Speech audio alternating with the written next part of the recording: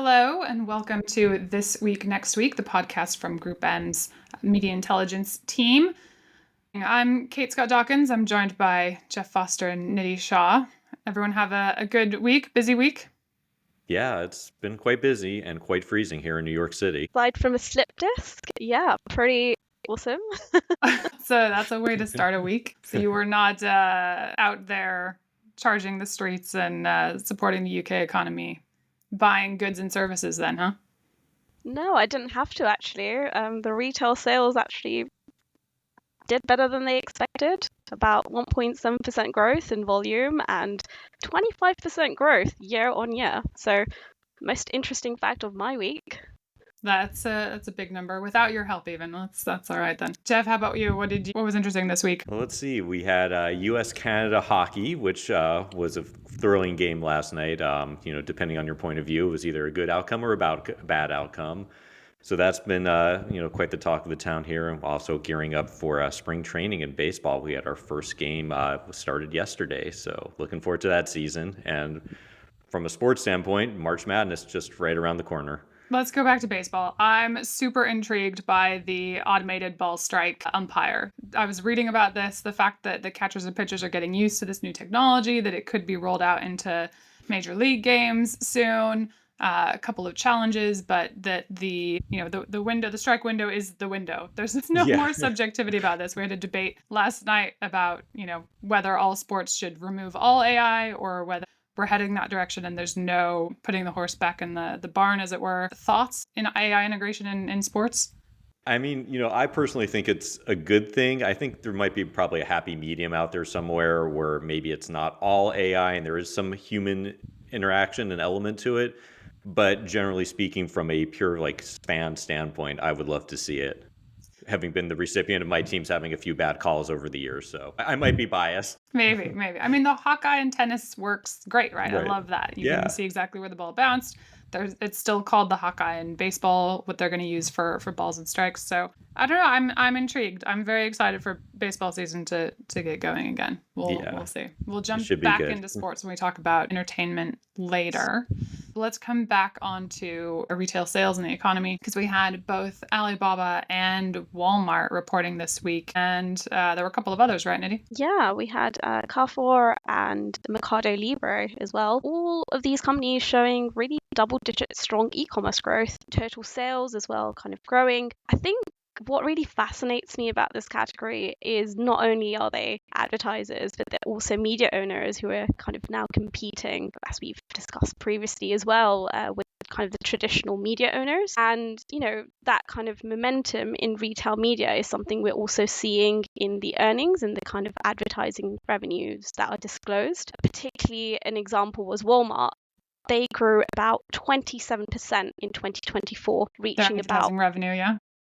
Yes, that's correct. Their advertising revenue reaching about 4.4 billion. Now, where would that put them, Kate, in terms of the ranking? It definitely moves them up. I'm looking, let's see, Snap was 4.9 billion for 2024 as a whole. But if we include Vizio, because I'm guessing that sale hasn't closed yet, right? So I'm assuming that 4.4 doesn't include Vizio revenue. I think that might put them above Snap, which would then put them inside the top 20 for the largest global ad sellers. Wow. That's big. But also, the other thing is, Chinese sellers have become increasingly important as well for some of these retailers. The latest market pulse data showing that Chinese sellers now represent about 28% of active sellers on Walmart. And that's kind of been up from the 20% in 2023. I mean, Kate, do you think there's anything, with the de minimis rule changes and, how might we see slowdown in growth maybe in cross-border advertising occurring across these platforms? Yeah, that's a huge question. I mean, I think even before these de minimis questions came into play, there was talk, certainly from especially Meta last year, where Asia-based retailers, they said, we're up to 10% of total revenue. That's a big number. And so there were warnings sort of last year that may not continue. I think based on Meta's results for last year, that actually did. The question is then maybe that hit comes this year instead, where we see maybe a pullback from retailers like Shein and Temu on platforms like Meta and Google, and then also pullback potentially from manufacturers on those marketplaces like Amazon and Walmart and others. So big question. I mean, I think the name of the game is still uncertainty. Is I think true for both large multinational advertisers as well as it is for small businesses. And small businesses make up a huge portion of the US economy. They employ, half the people in the country from an article I was reading this morning. So I think still a lot of uncertainty as we see because we had de minimis exemptions cut and then brought back. So still lots of waiting to figure out exactly what's going to happen going forward. But I think it certainly could have an impact. I think there's a lot of people looking at how they work around that as best they can now, whether that's charging more to cover it or moving production and shipping. But we're watching that space very closely, obviously. Yeah, and as you said, talking of uncertainty, the potential impacts of tariffs as well being discussed in a lot of earnings. From an advertising spend lens, retailers typically spend lower on advertising as a share of their revenue versus other sectors. But I really think with the potential impacts of tariffs, that could have on inflation, and that could drive an increasing focus on pricing by consumers. I think we could maybe perhaps see advertising spend accelerate to drive that sales growth in this competitive market, which was kind of similar to what we saw in 2023 when inflation peaked. Yeah, I mean, it's hard in those lower margin businesses like retail. And I think you might see the largest, most globally scaled being able to flex into spending more. And then you have, divergence or imbalances between the more traditional brick and mortar retailers, right? Which those advertising as a percent of revenue numbers are very low, less than 1% traditionally, versus they're competing a lot of times, for the same consumer dollar with those e-commerce companies like an Alibaba or an Amazon or Temu, where the median advertising as a percent of revenue for those companies is closer to 10-11%. I mean, that's a massive difference for those two types of retailers. And then the third element you can put in there, so it's like, how globally scaled are they, right? That they can look at costs across a broader range of customers and markets. The second is, what kind of company are you? An e-commerce pure play, right? Where you can afford to spend a bit more on that advertising than a traditional brick and mortar.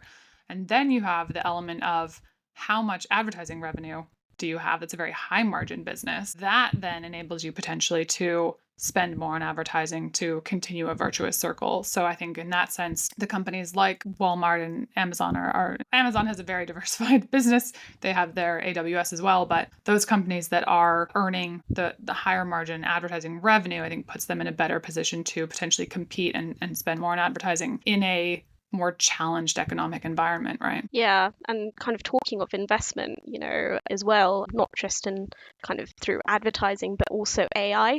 I think one of the interesting takeaways from this week was from Alibaba's earnings call. It stood out the amount and the scale of their thinking behind the AI investment. They mentioned about, Alibaba spending more on cloud and AI infrastructure in the next 3 years than it had spent over the past decade, which is confirming our thinking that building this new era of AI infrastructure will not be cheap, right, Kate?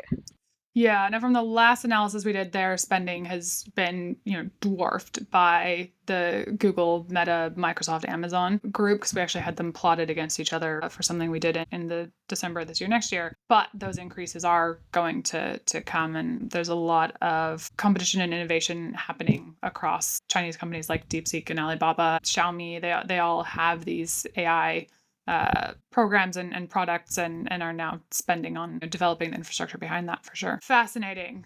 Let's head into entertainment, where there are plenty of conversations still about what's happening, growth, and sports notably, right? There were a couple of big headlines around sports and entertainment this week. Yeah, no, there definitely were. So I think one of the biggest things, or at least the one that definitely caught my attention, a lot of people's attention, was Netflix. So their content chief, Bella Bajari, explicitly stated on a podcast, fortunately not on ours, but another one, that they are interested in acquiring the NFL Sunday packages. So this is interesting. This is the first time, I think we mentioned it on one of our previous podcasts about how the NFL has an early exit exit to their agreement after the 29th season. But this is the first time that Netflix or someone fairly high up at Netflix has expressed interest in actually going after a Sunday package, which is, also a few weeks ago on their earnings call, they pretty much threw cold water on that, but now it seems like this is back on the radar. So yeah, what are your thoughts on this? You think it's serious? You think they're just trying to drive up the bidding? Like, what's going on the here? Netflix way. Yeah. Bella, if you're listening, you're welcome to come on the podcast anytime. No, I think it's dead serious, right? We've talked about the importance of sports for a long time as being and I've used this phrase before, this idea of collective effervescence that came from the philosopher Emile Durkheim, again, sort of originally in the frame of religion, but I think, very apt for sports as well, is this feeling that we all get from watching something, experiencing something at the same time that is vanishingly rare in a world where we're all looking at our individual mobile screens or tablets and we're all watching our own feeds and we're getting, this atomized, personalized content. And so sports are crucial to, advertisers getting reach, to being able to inspire culture. Again, I think it's harder if everyone's seeing something individually versus if you're in a room or seeing something at the same time as everyone else. That cultural impact, I think, is greater. The reach for advertisers is greater, right? So I do expect them to continue leaning into that space. Yeah, I would think so. I've had to bet money. I would think they would make a serious push for that. And just an interesting side note: recent guideline data showed that Netflix's Christmas games did about $100 million in ad revenue. So I think that that probably gets your attention too. Yeah, no, for sure. And yeah, we're headed that way across, I think, all of the streaming platforms, looking to figure out what their play in sports is. On the other side of that, it was just news this morning that, at least I read it this morning on the West Coast, that ESPN and MLB are parting ways in coming up for their After this smaller season. package, right? Yeah. I thought that was very interesting. I mean, there's been some rumblings about that for quite some time, but the timing was with the new ESPN flagship streaming service coming out. I thought was pretty interesting, since you need lots of content to fill that service, and baseball, of all the major sports, provides a lot of content. So it's going to be interesting to see how they fill that void. But it's baseball. It's a tricky one, because it's a national pastime, but it's very local. So I think it feels like baseball is sort of riding a wave of all these international superstars. So I think they're in a good place. But be curious to see who goes after those rights now, or if MLB tries to go out on their own and do their own version of a streaming service. Yeah, certainly there are elements of that globalization and cross-cultural interest with folks like Shohei Ohtani playing in the States, and baseball is obviously big in other markets, although it doesn't feel as international, obviously, as football / soccer. Yes. Since we have a lot of UK listeners and I lived there, we'll put football first and soccer second. The real football. Yeah, no, it's certainly interesting. I mean, I think the ESPN standalone app, when I heard one of the executives talking about it at the UBS conference last December, trying to make it very distinct in terms of not just being a streaming watching service, but being more interactive, maybe having elements of fantasy and or betting. Yeah. And so I guess they're really looking at, as is everyone, costs, right? And that was the main point that was raised in reporting on that, was the cost of those rights, and ESPN sort of bulking at that going forward. Exactly. And there's a new report out just this morning too about the ESPN streaming app having a very user-generated content slant. So I think you're going to see more of that. I think you're exactly right. I think you're going to see lots of people commenting on videos, fans, sort of like that kind of capturing like a sports talk show kind of vibe. I think that definitely seems like it's in the cards. Yeah. And it's a lot cheaper than baseball rights. Someone was willing to shell out in content spend, we found out this week, right, Jeff? Yeah, so this was an interesting one. So James Bond, he's officially Amazon now. So Amazon bought out the rights from the Broccoli family, who were the long-term owners of the James Bond creative control for the franchise. So the reports are that Amazon spent an additional $1 billion to acquire the creative rights. And that's on top of the $8.5 billion Amazon spent to purchase MGM a few years ago. So it's going to be interesting to see. I mean, maybe James Bond will be on our Amazon boxes when we get packages, but we're going to see spin-offs, video games. Maybe he'll be on Twitch. We'll see. But what do you think? Is James Bond going to be a lot more bigger presence in our life now? I was just thinking I wanted to know what was in James Bond's cart. I feel like that would be a fun creative A execution. fun Like shoppable maybe, moment, yeah, right? maybe our listeners want to write in and tell us, their imaginary cart for James Bond. What would be like, some kind of good scotch, right? I don't know, Yeah, something. exactly. Anyway, all Yeah. right, I digress. Uh, It was interesting. It's just James Bond was probably one of the last few, global iconic franchises that was still not fully controlled by a major studio. So interesting to see that deal. There's not many large IPs left out there to acquire.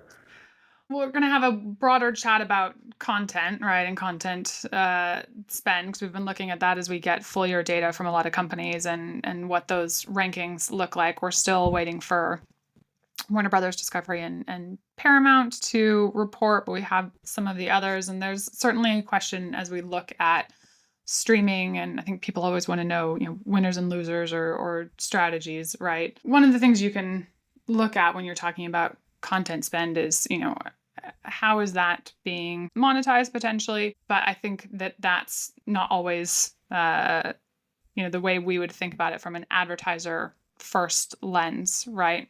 Certainly when you have these streaming services that are monetized in two ways, right? Some money is coming from subscriptions and how much consumers are willing to pay for content. And then there's another set of customers, right, that are advertisers.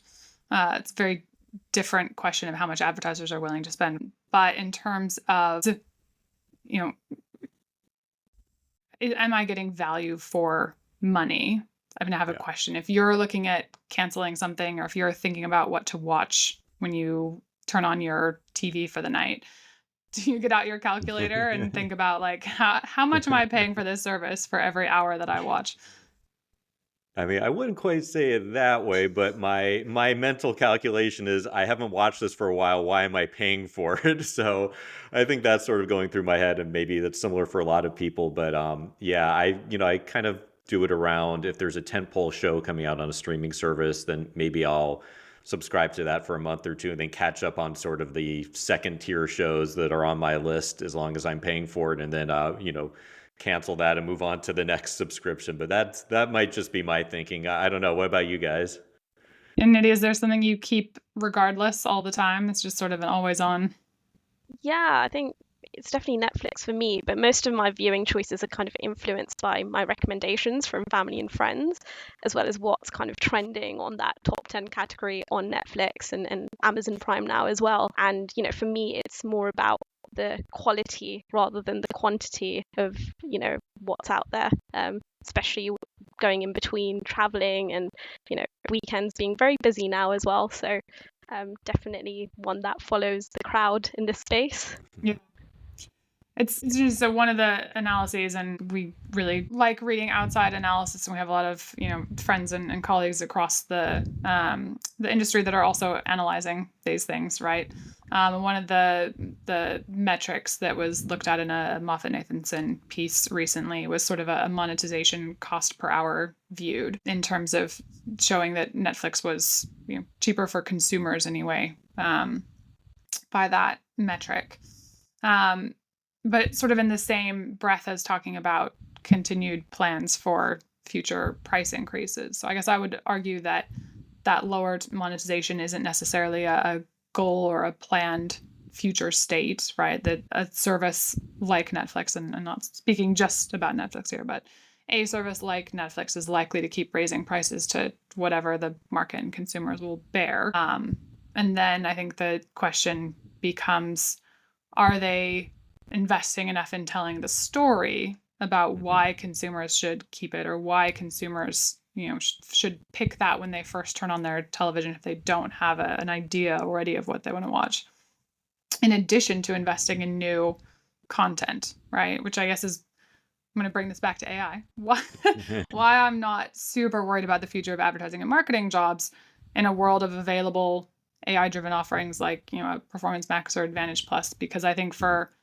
brands to do real storytelling to consumers, to business customers, that those aren't enough, right? The need to build emotional and durable associations with a product and a brand across all stakeholders, that ultimately comes from human thinking and human storytelling, right?